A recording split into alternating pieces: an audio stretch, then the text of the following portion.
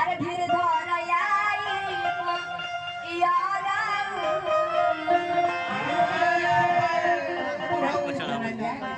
ये धीर धरयाई यारा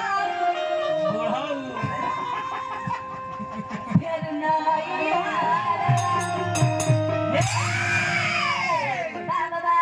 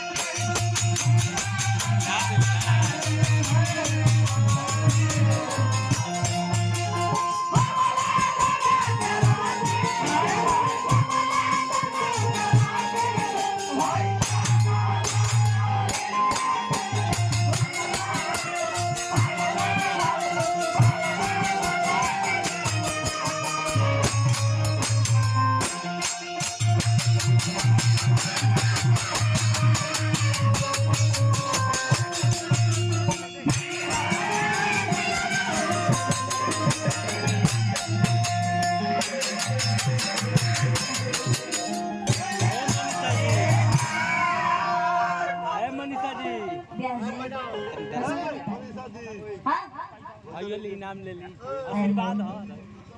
आशीर्वाद देता नहीं आशीर्वाद है बड़े बड़े आशीर्वाद कुंदन कुंदन जी की तरफ से पैसा की तरफ से लाख लाख आशीर्वाद चलो ने बात पड़ रही वाह कहरा कहता रे का कहता रे कि तू समझता रे कि हमार शादी बियाह हो गई हां तो हम खुश हो दे दे ना ना कहरा कहता रे कैसे हां रह जाना शादी पके पाछताना हो अरे जब भटरे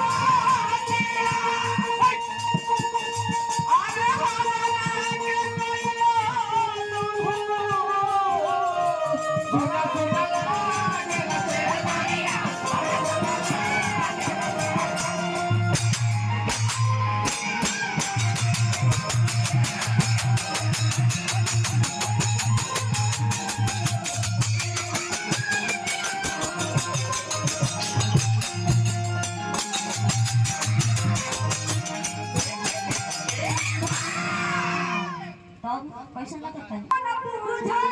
हमारे मजबूरी हो अच्छा नहीं हमसे बनावत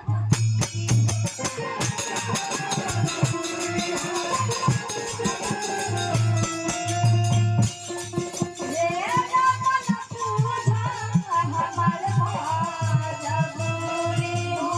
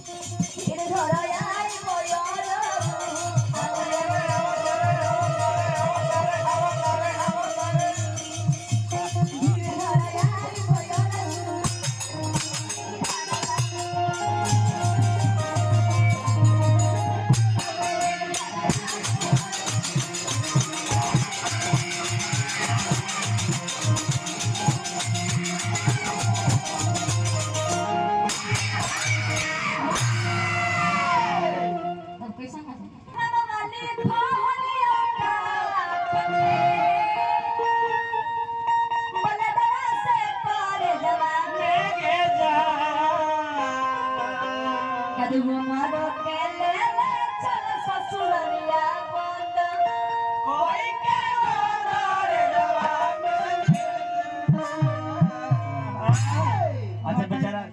गोदरे में भूख चल जा मर बता बुद्धि का मेरे होइसन आदमी के गोदरेज में बोन को ले जाए तो चपेट के साथ में क्लियर में बैठाए दे अरे गोदरे में जाता है गाड़ी में जा लड़की संग के जाला ऊपर ध्यान दे हां लड़की के संग भाई जा रहे रवल सब बाहर जा हां ये तो आई तरी होने के लेकिन रोड़ा आदेश नहीं था लेकिन रोड़ा तो आपसे कुछ नहीं भाई जाएगा एगो प्यार वाला गीत हो जाएगा प्यार वाला मोहब्बत वाला गीत हो जाएगा